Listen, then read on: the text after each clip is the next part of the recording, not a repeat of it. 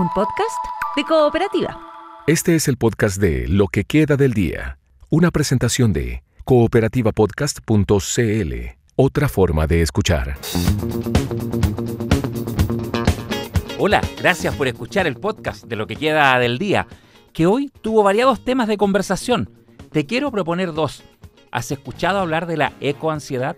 Es un fenómeno que está afectando principalmente a adolescentes y a otras personas jóvenes, de lo cual te vamos a dar más datos más adelante, de lo cual te voy a mostrar una interesante conversación que tuvimos hoy en el programa. También estuvimos con la ministra vocera de Gobierno, Camila Vallejo. Hablamos de la situación en Venezuela, de las prioridades del gobierno al cierre del año legislativo a finales de enero y de la encuesta CACEN 2024, que arrojó en los resultados publicados hoy un importante descenso en las personas que están en situación de pobreza, pese a que se cambió el sistema. Acá parte de lo que nos dijo la secretaria de Estado, contrastó estas cifras con las voces que se han escuchado especialmente en la oposición, de que el país se cae a pedazos o que desde marzo habrá un gobierno de emergencia. Sí, es que yo creo que el concepto de gobierno de emergencia se va a ir cada vez más alejando de la realidad, porque la realidad muestra que la pobreza ha disminuido, muestra que el Gini ha bajado, es decir, la desigualdad ha disminuido, muestra que los salarios de los trabajadores han ido aumentando y en el próximo gobierno además se va a seguir reflejando eso. Las pensiones, por ejemplo, ya han ido aumentando y van a aumentar más en los próximos años a 3 millones de personas. La jornada laboral, por ejemplo, en abril del próximo año, es decir, esto lo va a ver el próximo gobierno, va a llegar a 42 horas semanales, ¿no?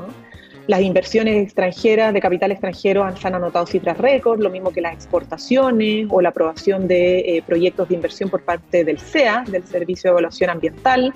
La inflación también, cuando el nuevo gobierno asuma, va a estar alrededor del 3%, que es la meta del Banco Central. O sea, nosotros cuando asumimos como gobierno, la inflación estaba llegando al pic del 14%. En cambio, el nuevo presidente, el presidente electo, va a asumir con una inflación de alrededor del 3%. O sea, la crisis en materia inflacionaria la tuvimos nosotros, no la va a tener él. La economía, imagínense que ya las proyecciones de ingresos fiscales por tanto el precio del cobre como por la recaudación que está permitiendo el royalty minero, va a hacer que el próximo gobierno tenga más ingresos fiscales por royalty. También por el litio, gracias a la Estrategia Nacional del Litio, y son puras decisiones que empujó el gobierno del presidente Boric.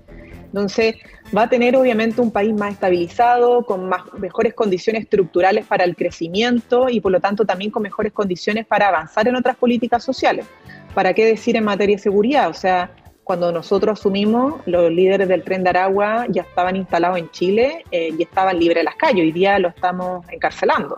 Y de otras bandas de crimen organizado. Las fronteras tienen al ejército desplegado, antes no estaban. Los ingresos irregulares han disminuido en nuestra frontera en alrededor de un 50%. La violencia rural en la macrozona sur ha estado disminuyendo en alrededor de un 80%, ¿no? Entonces, hay cosas que se han ido estabilizando, otras transformaciones que han permitido mejorar las condiciones materiales de vida de las personas y lo van a seguir haciendo en los próximos años. Y además tenemos, muchos otros avances en otras áreas. Entonces, me parece que una cosa es como la retórica catastrofista, pero la retórica catastrofista no sirve para gobernar. Para gobernar se requiere decisión, sentido de realidad y también humildad.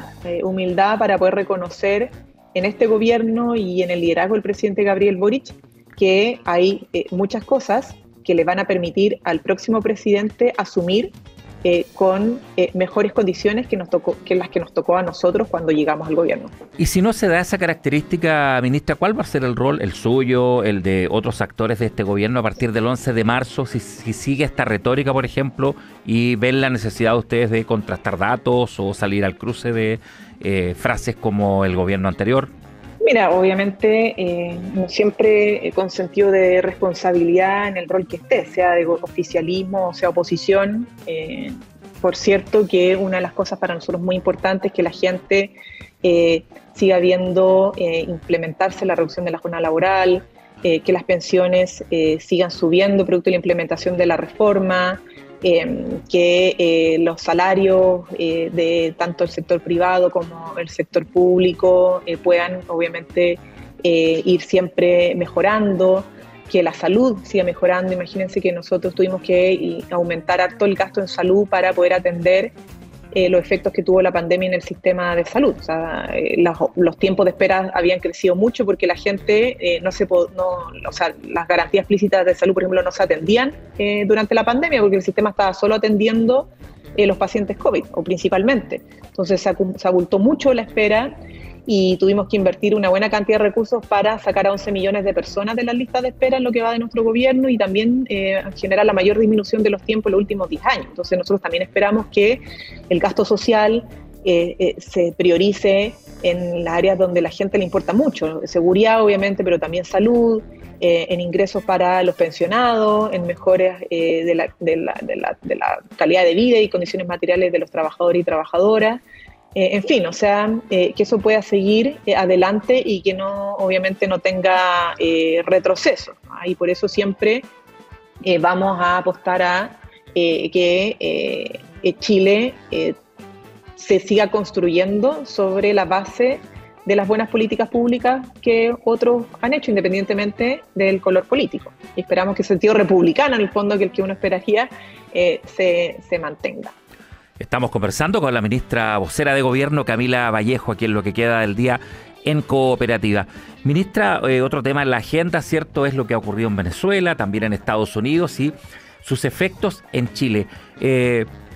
¿Se ha vuelto un poco ya a normalizar un poco la situación previo a la detención de Nicolás Maduro con lo que ha ocurrido en estos días? Pareciera hasta un acercamiento ahora en la nueva administración con el gobierno de Donald Trump. ¿Ratifica esto el interés real que tenía él al momento de sacar a Maduro? ¿Cómo ha observado usted ese proceso post presentación de él en Nueva York?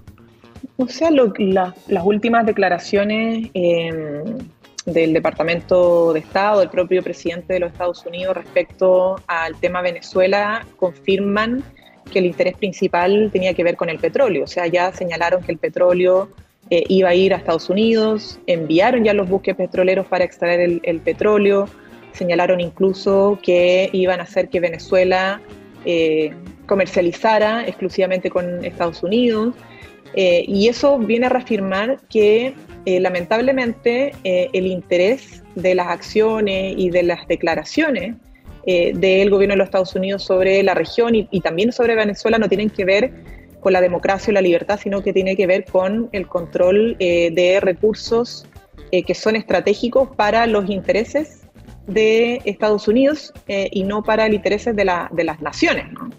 Entonces eso también yo creo que explica que al final esto no se trata solo de Venezuela, hay que mirar mucho más allá.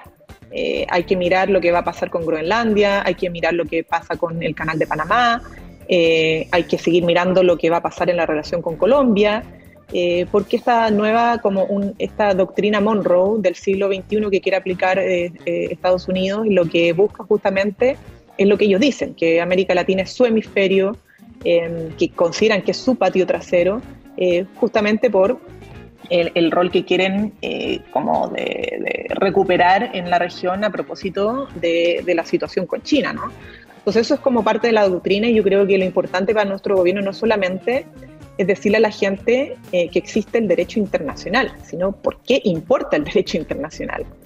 Y en eso tenemos que ser sumamente más claros y aterrizados. El derecho internacional no es solo una palabra bonita, está ahí para que las potencias, los países más grandes, no hagan a su antojo intervenciones o acciones sobre otras naciones solo por el hecho de que pueden hacerlo por la fuerza y respondiendo a sus propios intereses, ¿no? Entonces, es un poco una manera de abrir el ojo a lo que está detrás de esto, ¿no? Y insistir que más allá de la preocupación que pueda existir sobre la democracia en Venezuela, al final las acciones de Estados Unidos no tienen que ver ni con enfrentar dictaduras, ni enfrentar gobiernos revolucionarios, sino que tiene que ver con avanzar estratégicamente en una región que le permite como recomponer poder de una potencia que necesita obviamente recomponer su poder frente a un escenario global que para ellos es complejo, sobre todo por lo que, lo que significa en el mundo China particularmente. Y esa apertura de ojos que usted señala, ¿la sigue manteniendo también en algún potencial riesgo para el litio y el cobre chileno? Porque cuando usted hizo esa referencia hubo varias miradas que discreparon del mundo empresarial especialmente, diciendo que era lejano a la realidad o que era un análisis un poco voluntarioso. Incluso el diputado Mirosi dijo que había que ser más prudente quizás en esto. ¿Usted sostiene que hay un riesgo ahí para Chile? O sea, yo creo que la pregunta que se tienen que hacer muchos es si es que pueden afirmar cuáles son los límites de Donald Trump. Porque lo que estamos tratando de decir es que si hoy día es Venezuela, mañana puede ser cualquier otro. Y ya lo dijo explícitamente además el propio, insisto, presidente de los Estados Unidos, que no es que lo que estemos diciendo nosotros. Donald Trump, el presidente de los Estados Unidos, lo está diciendo todos los días en nuestra cara. Que algunos no lo quieran ver es otra cosa. Y yo creo que es muy importante para nosotros como gobierno reforzar en el marco de una política de Estado en materia de relaciones internacionales que ha sido constante, el decirle que cuando se vulnera el derecho internacional, los riesgos para las soberanías de nuestras naciones y la integridad territorial de nuestras naciones y nuestros recursos naturales existe. Existe y es manifiesto. Entonces, es una forma, insisto, de decir que aquí, al parecer, no hay límites y que nadie conoce realmente ni puede afirmar que el presidente de los Estados Unidos tenga un límite. Y todos los días, lamentablemente, se da cuenta de aquello. Entonces, eso para nosotros obviamente es muy importante y que los chilenos y chilenas al menos accedan o se aproximen a este debate diciendo las cosas claras, ¿no? Y no con rodeos. Ministra, cerrando esta parte de la conversación respecto a Venezuela, emergió también un cuestionamiento de alguien que fue militante, incluso usó la frase, una persona que era cercana a mí, como Daniel Jadwe. ¿Usted siente ya ese distanciamiento y cómo toma que él critique su vocería respecto a Venezuela, su postura, si todavía creen que son revolucionarios, las frases dirigidas hacia usted? Bueno, o sea, claramente son provocaciones y se sabe que nuestro rol en materia, además de política exterior, es defender posiciones de Estado con seriedad y responsabilidad. Porque más la política exterior de Chile se construye con principios y no con ironías fáciles.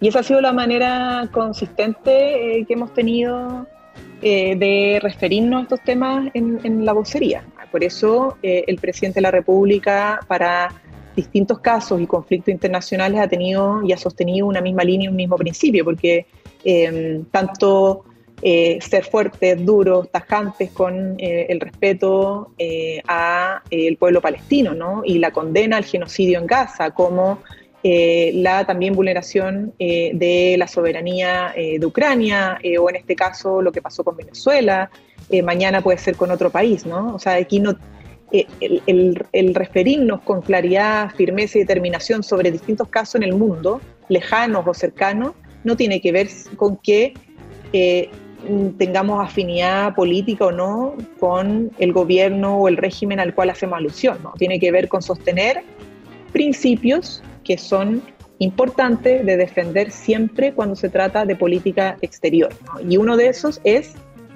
la soberanía, el derecho internacional, la integridad de las naciones y de los territorios nación que están en la organización multilateral y en el derecho internacional que nos hemos establecido, sobre todo posguerra, ¿no? Y esto de creerse revolucionario todavía. Es que hace alusión justamente a esta idea de que la política de Estados Unidos es como que es sobre la base de enfrentar revoluciones, ¿no? Y yo creo que eso es errado. O sea, pensemos en Groenlandia. El interés de Estados Unidos sobre Groenlandia no tiene que ver con que sea una dictadura o un gobierno revolucionario. Tiene que ver con un interés estratégico de ese territorio, ¿no? Entonces vuelvo al punto anterior. Yo puedo entender que estos son evidentemente como provocaciones con ánimo que probablemente generar polémica, pero vuelvo al punto. Nosotros como gobierno defendemos posiciones que son de Estado y lo hacemos con seriedad y responsabilidad porque entendemos que aquí la política exterior no se construye con ironías fáciles.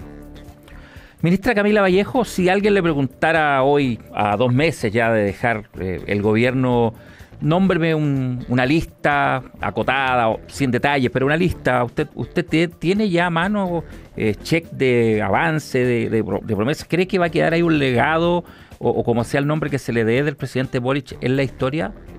¿Qué balance nos haría hoy de eso? ¡Wow! Estamos trabajando en algunas cosas. Mira, yo puedo adelantarte al menos 3 elementos que son importantes. Uno, la estabilización de al menos 5 crisis que tuvimos que enfrentar cuando llegamos al gobierno. La crisis sanitaria, como por lo que te decía a propósito del abultamiento de la lista de espera, una crisis educativa porque teníamos obviamente una desvinculación escolar altísima cuando llegamos al gobierno. La crisis de seguridad migratoria, que también hemos tenido que enfrentar, la crisis económica, que eso ya ha tenido una estabilización a propósito de la inflación, pero también de la contención de la deuda pública, aunque algunos digan que no hemos trabajado sobre eso, no es verdad. O sea, la deuda pública venía creciendo a una tasa muy alta en los últimos al menos 4 gobiernos, y en el último creció más de 3 puntos, ¿no? Y nosotros vamos a dejar probablemente una deuda pública menor de tasa de crecimiento menor de 2 puntos. Y es porque efectivamente al final nos interesa que los próximos gobiernos no estén gastando en pagar intereses de deuda, ¿no? Y tengan más recursos para gastar en políticas públicas. Y por otro lado, está en las transformaciones. O sea, yo creo que considerando que hemos sido un gobierno con minoría parlamentaria, aún así logramos sacar una reforma de pensiones que ningún otro gobierno logró sacar. Y aunque no hayamos terminado con la AFP como comprometimos y como queríamos, sí logramos una transformación importante en el sistema, que es crear un pilar de seguridad social que ahora en el mes de enero va a generar un aumento de pensiones a 2,2 millones de personas, ¿no? O las 40 horas, que es una transformación importante no solamente en la vida de las personas, sino que a la lógica del derecho al trabajo, ¿no? Y el derecho al tiempo. También el salario mínimo, o sea, somos uno de los países de la región que tiene mayor salario mínimo, justamente por este cambio que se hizo y que costó, ¿no? Sacarlo. A pesar, insisto, de tener minoría en el Congreso, lo sacamos. El copago cero, también una transformación importante en el sistema, que entre otras cosas probablemente también está generando una menor carga en el bolsillo, o sea, no probablemente, lo está haciendo, generando una menor carga en el bolsillo de muchas familias que antes tenían que pagar 15 millones de pesos por una operación en el sistema público, aun siendo FONASA. Entonces, ahí hay otro eje. Y por cierto, también tenemos como más de 1000 avances en muchas otras áreas que ya están materializados. No son temas pendientes que hoy día estén en el Congreso debatiéndose, sino que ya se han logrado tanto en política exterior como en materia agrícola, en materia de innovación, en materia de derechos sociales, en materia de educación, salud, trabajo, economía, etcétera. Y vamos obviamente a estar hablando de eso, y que son parte del sello del gobierno. Ahora, el balance final, por cierto, Rafael, lo vamos a tener el 12 de marzo, no antes, porque de aquí al 11 además tenemos todavía que sacar, y vamos a ver si lo logramos. Yo creo que sí, el final cae en la aprobación del FES, el Sala Cuna Universal, o más bien derecho a Sala Cuna para padres y madres, el proyecto del Sistema Nacional de Cuidados, el subsidio unificado del empleo, la reforma de gendarmería, la reforma del sistema de nombramiento. Todos esos proyectos están avanzando en paralelo en el Congreso, ¿ah? Y esperamos obviamente que podamos aprobarlo para que se sumen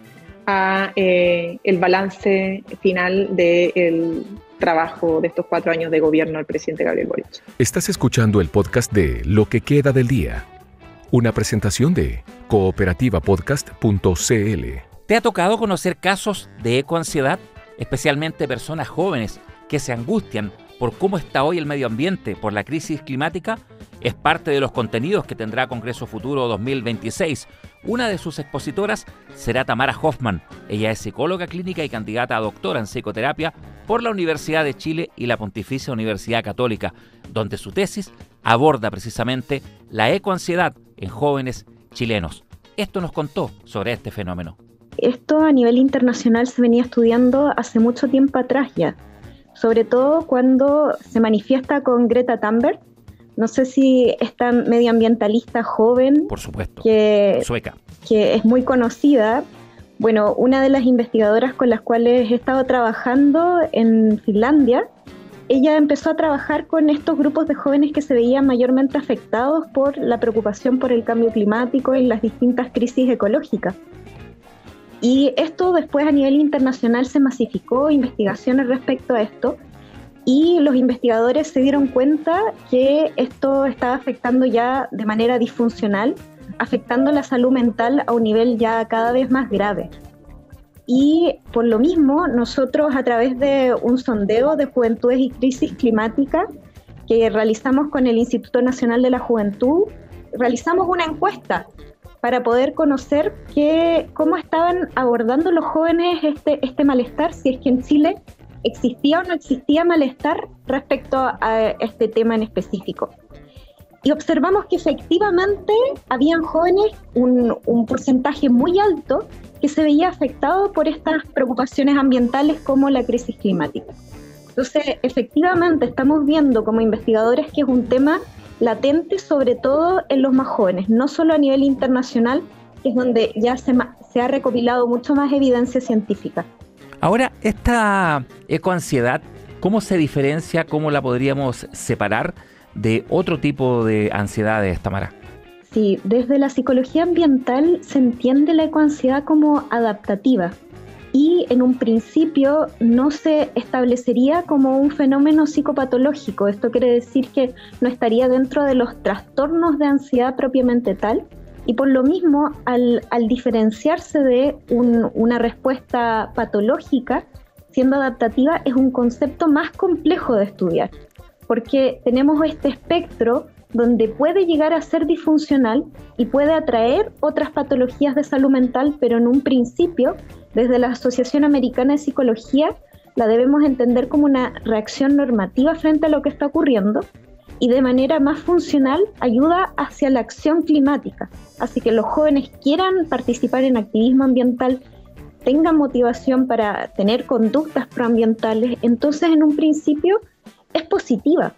Eso es lo que la diferencia, pero que nosotros como profesionales de la salud mental y yo como psicóloga clínica, establecer lineamientos para observar cuándo empieza a llegar a un grado de disfuncionalidad y se debe trabajar y de qué manera trabajarla sin patologizarla, porque si llegamos a patologizar esto, estamos invisibilizando lo que está ocurriendo con la crisis climática y la crisis ecológica en general. Ahora, ¿qué emociones suelen aparecer con mayor fuerza? ¿Cómo se expresan? ¿Y por qué está afectando especialmente a personas jóvenes? Se manifiesta de muchas emociones. De hecho, en mi estudio de mi tesis doctoral, estamos viendo que se manifiestan mucho las emociones de rabia, de enojo frente al sistema, frente a lo que está ocurriendo con las personas, pero cuando llega a un punto ya extremo donde se siente el joven, por ejemplo, paralizado frente a lo que ocurre, emociones de desesperanza, de frustración, de angustia y ya hasta con sintomatologías depresivas que lo llevan a una sensación de vacío y paralización frente a lo que ocurre, que ahí ya es mucho más disfuncional lo que podríamos decir la ecoansiedad. Tamara, nos hacías tú recién la hoja de ruta, citando por ejemplo el caso de Greta Thunberg, ¿cierto? ¿Es un fenómeno reciente tomando en cuenta estas fechas o dirías que más bien recientemente como concepto fue incorporado pero que está presente de muchas décadas antes?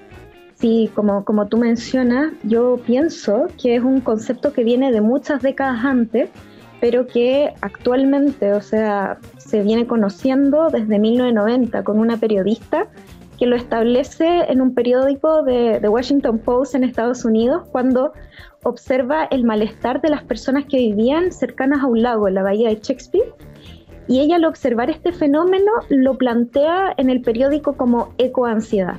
Y de ahí que se utiliza este concepto, y ya después la Asociación Americana de Psicología, posteriormente, por ahí por el 2017, lo aborda y lo plantea como un concepto oficial desde la Asociación Americana de Psicología. Pero si nosotros lo vemos como a nivel histórico, puede ser que esto haya ocurrido desde mucho antes. Por ejemplo, los pobladores indígenas, cuando llegaron los colonos desde España, puede ser que ellos ya hayan sentido un cierto grado de ecoansiedad cuando se empezó a destruir el territorio que ellos vivían y que observaban, y el miedo también futuro de que, por ejemplo, los colonos siguieran destruyendo su propia tierra. Entonces, esto como ecoansiedad no solo debemos entenderla como cambio climático, sino también frente a las distintas otras preocupaciones ecológicas existentes. No solo la contaminación, sino la pérdida de la biodiversidad, la destrucción del territorio.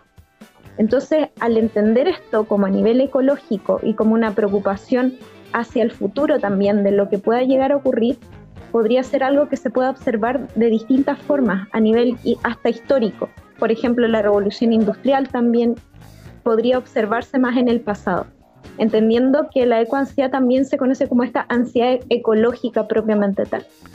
De salud mental, de ecoansiedad, también estamos profundizando hasta ahora con Tamara Hoffman, psicóloga clínica y candidata a doctora de psicoterapia por la Universidad de Chile y la Pontificia Universidad Católica de Chile, donde su tesis aborda la ecoansiedad en jóvenes chilenos.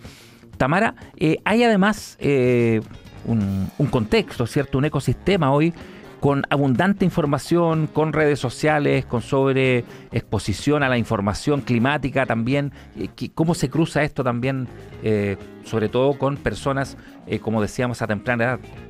Sí, las redes sociales hoy en día son muy importantes respecto a la ecoansiedad, puesto que tienen un rol ambivalente frente a este fenómeno en particular, porque en un principio puede ayudar hacia la conciencia ambiental, conciencia climática, hacia la acción ambiental, pero por otro lado, esta sobreexposición puede generar un aumento de preocupación, de angustia frente al futuro y lo que está ocurriendo. Entonces los especialistas, parte de lo que mencionan es que por cada información negativa que se vea, por ejemplo, en redes sociales de lo que se está ocurriendo, tratar de buscar 3 cosas o información positiva respecto a una temática, a la temática suscitada de lo que generó ansiedad. Por ejemplo, si a mí en particular me preocupa lo que está ocurriendo por el derretimiento de los glaciares y lo que ocurre con los osos polares, por ejemplo, buscar información de organizaciones que están trabajando por lo mismo. O si a mí me afecta mucho más una preocupación en específica de algún sector, por ejemplo, de donde yo vivo, cierta contaminación, no sé, zonas de sacrificio, por ejemplo, qué activismo ambiental se está realizando en la zona y cómo yo también puedo contribuir a eso.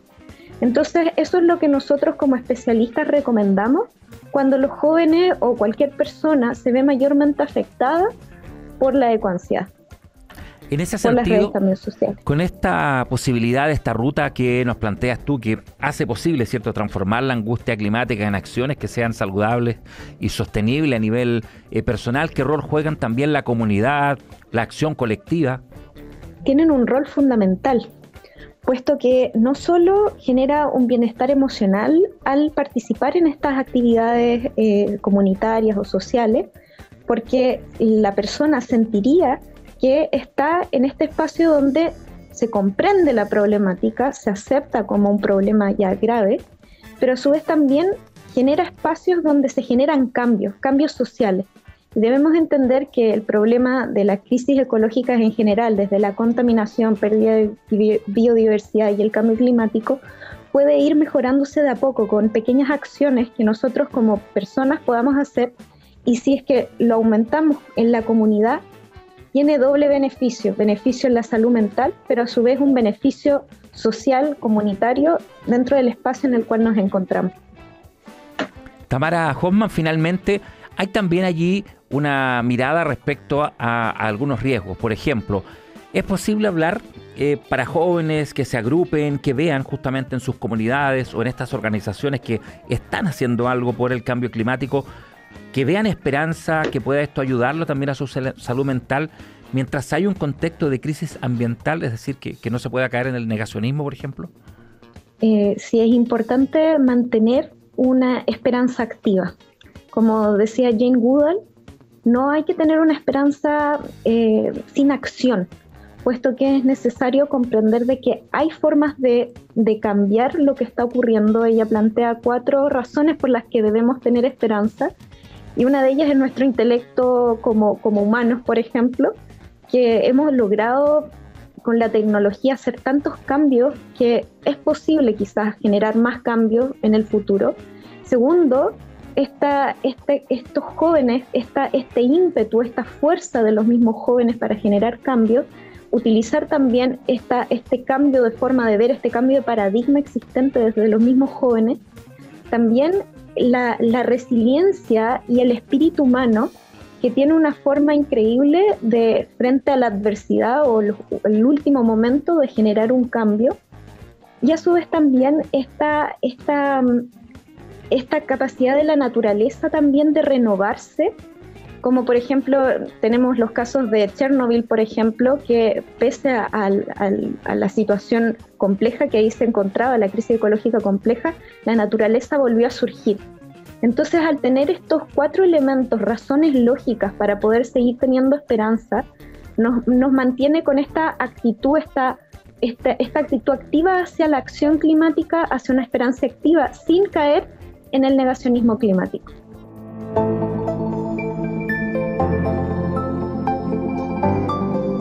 Hablemos del calentamiento global.